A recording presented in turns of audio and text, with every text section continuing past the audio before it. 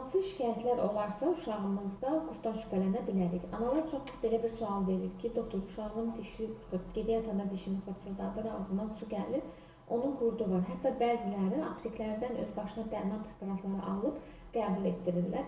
Bu yanlışdır. Əgər övladınız gecə qidalanıbsa və ağzı üstə yatıbsa, onlarda ağız suyunun gəlməsi normaldır. Dişlərin xırçıldatması bu bəzi nevroloji uşaqlarda da normal sayılır. Düzdür, bu əlamətlər burada şübhə yaradır, ancaq net bir əlamətlər deyil.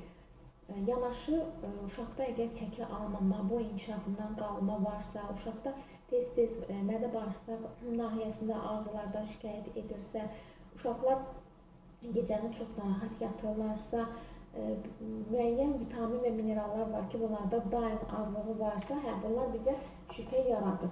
Ancaq yenə də müalicə başlaması üçün mütləq dərəcədə müayinə olunub analiz vermək lazımdır. Hansı analizi vermək, nəzirsə və ya qanda yoxladaq, bu sualları isə növbəti videomuzda müzakirə edəcəyik.